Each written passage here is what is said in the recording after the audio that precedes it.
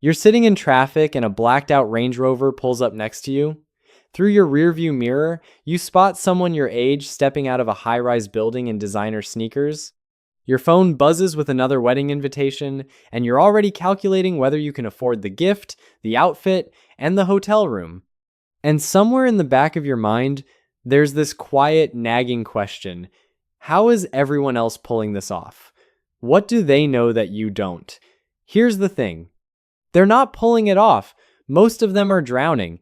And the sooner you understand how the illusion works, the sooner you'll stop feeling like you're the only one struggling. Because what you're seeing isn't wealth, it's a performance. And performances are expensive to maintain. Let me show you what's actually happening behind the curtain. According to recent consumer debt data, the average American household is carrying just under $14,000 in credit card debt alone.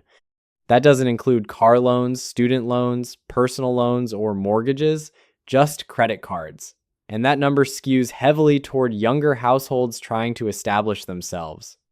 The Federal Reserve reported that total household debt in the United States recently crossed $18 trillion. $18 trillion. That's not a typo. We're living in the most indebted generation in modern history. And yet everywhere you look, people seem to be thriving. The disconnect isn't accidental, it's structural. Here's what most people don't realize. Wealth and the appearance of wealth have almost nothing in common anymore. In fact, they're often inversely correlated. The person driving the $70,000 truck might have $300 in their checking account. The person wearing the $1,000 jacket might be 2 missed paychecks away from eviction.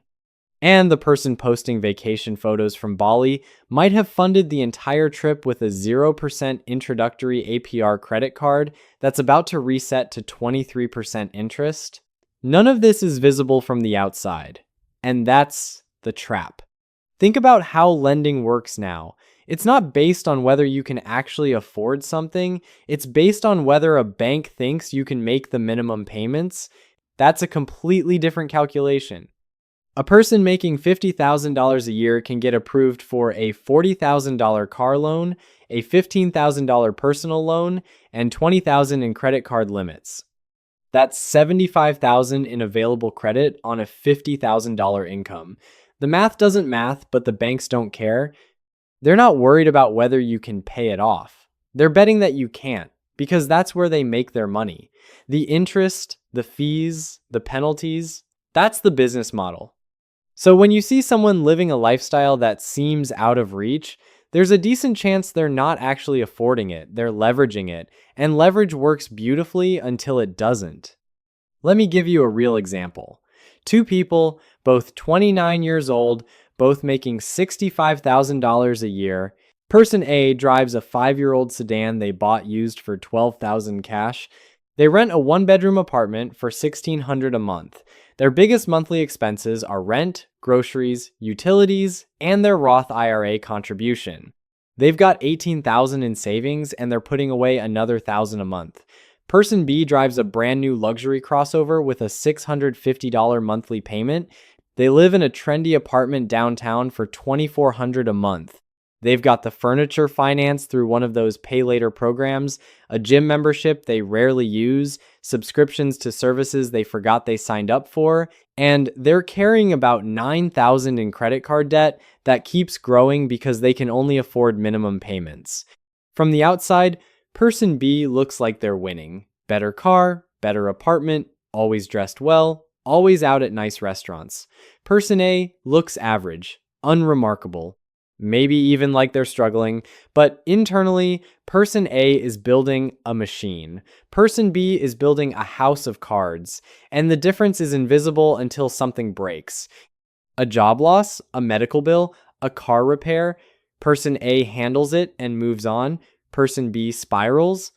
This is what economists call consumption smoothing, but what it really is living in the future. You're borrowing from your future self to fund your current lifestyle, and your future self is going to have to pay for it with interest.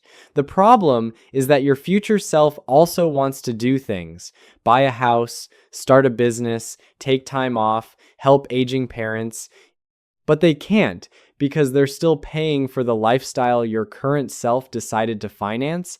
Here's where it gets interesting psychologically. There's a concept in behavioral economics called present bias. Humans are hardwired to overvalue immediate rewards and undervalue future consequences. A new car feels incredible today.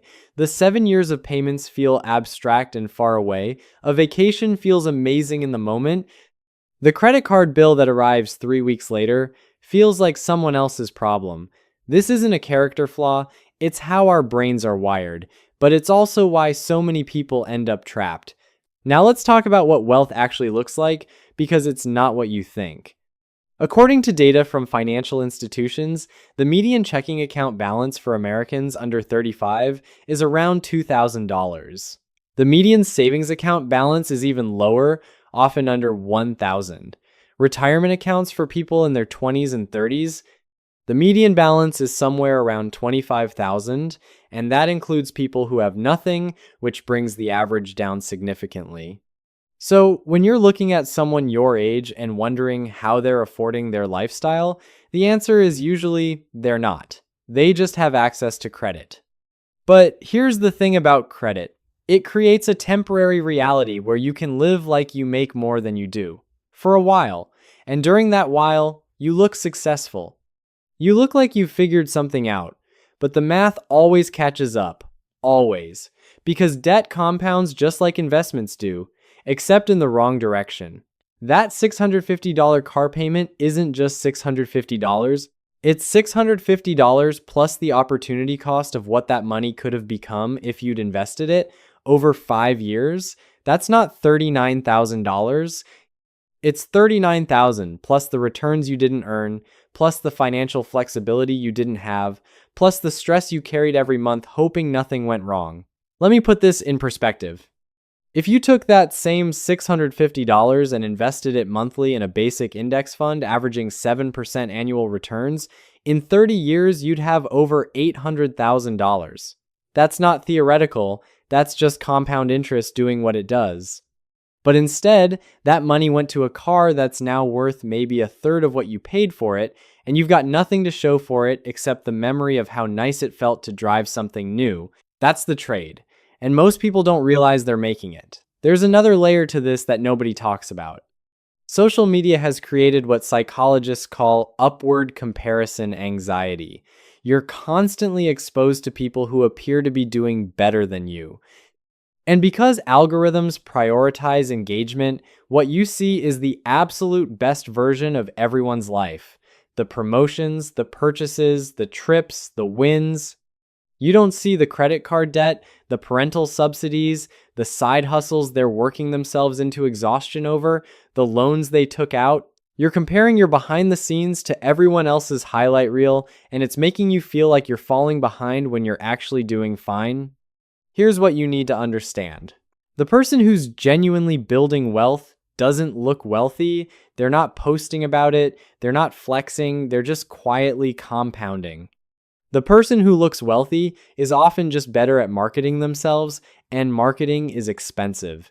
Every post, every outfit, every experience that screams "I've made it" costs money.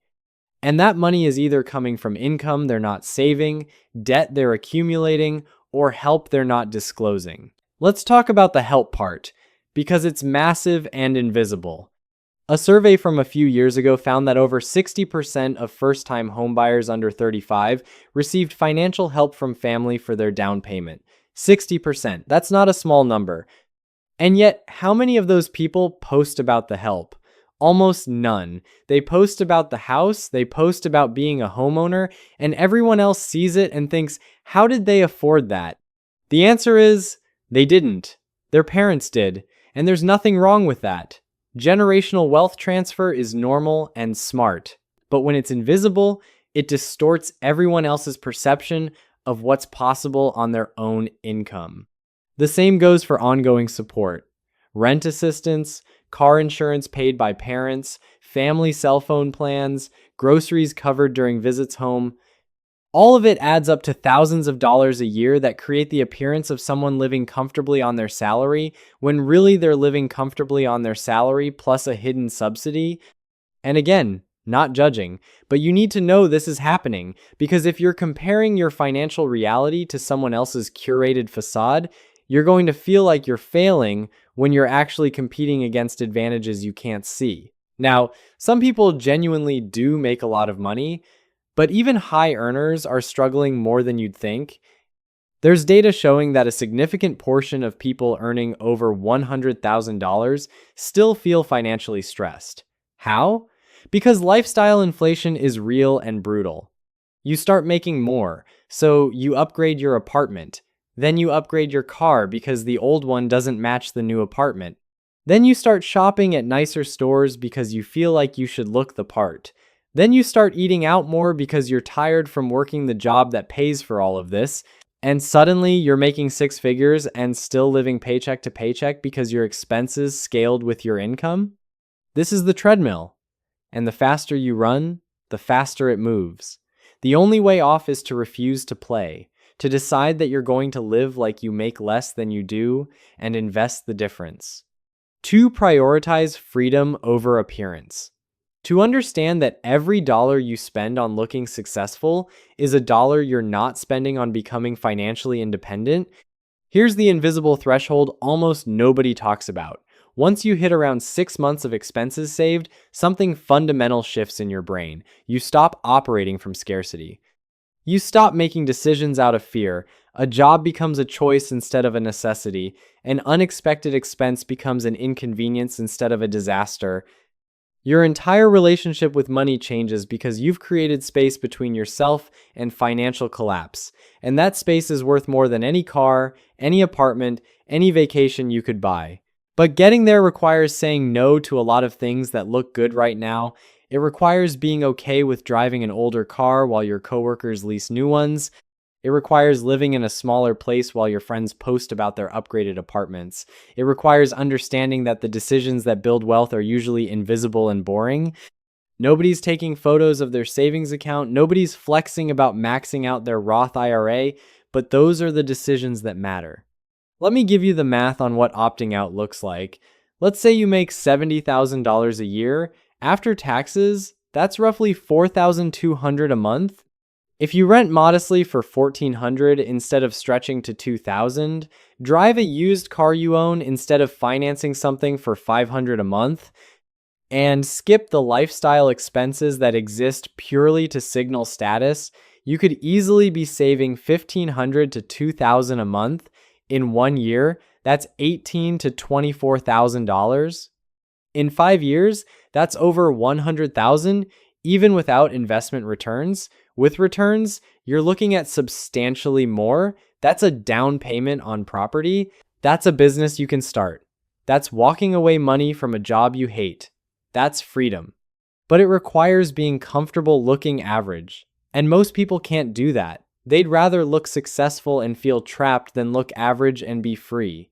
And I get it, social pressure is real. But every dollar you spend trying to impress people who aren't thinking about you is a dollar you're taking from your future self. And your future self deserves better than that. Here's something that needs to be said clearly. If you're getting help from family, own it. Not in a performative way, but in an honest way. If your parents paid for your car, that's a gift and it's a huge advantage. If they're covering your insurance or helping with rent, that's changing your financial reality in ways that aren't visible to others. When you hide that help and present yourself as self-made, you're contributing to the exact illusion we've been talking about. You're making other people feel inadequate when they're actually competing against invisible advantages. The same goes for debt. If you're financing your lifestyle, be honest about it, at least with yourself. You don't have to broadcast your financial situation to the world, but you need to be clear-eyed about what's real and what's borrowed, because the longer you maintain the illusion, the harder it becomes to step out of it. Let's talk about what happens when the illusion cracks. Job loss, medical emergency, economic downturn, any number of things can expose how fragile the performance really was. And when that happens, the people who look the most successful are often the ones who fall the hardest, because they've been operating with no margin, no buffer, no plan B. They've been optimizing for appearance instead of resilience. And resilience is what matters when things go wrong. The people who make it through those moments are the ones who've been boring, the ones who saved when they could have spent, the ones who drove older cars and lived below their means and invested the difference. They're not exciting, they don't get attention, but when things break, they're the ones who can handle it. Here's the bottom line. Most of what you're seeing around you is theater. Expensive, exhausting, unsustainable theater. Some people are genuinely doing well, but they're rarer than you think, and even when they are, they're making trade-offs you're not seeing. The person with the beautiful house might be working themselves to death. The person with the new car might be eating instant noodles 4 nights a week. The person taking international trips might have nothing saved for retirement. Everyone's making choices. The difference is that most people only show you the upside. If you're saving anything, if you're staying out of high-interest debt, if you're investing even a small amount consistently, you're ahead of most people. You just don't look like it. And that's fine. Financial security doesn't need an audience. It doesn't need validation. It just compounds quietly in the background while everyone else is performing. Stop trying to keep up with people who are going broke trying to look rich. Stop measuring your progress against someone else's facade. The only comparison that matters is where you were a year ago versus where you are now.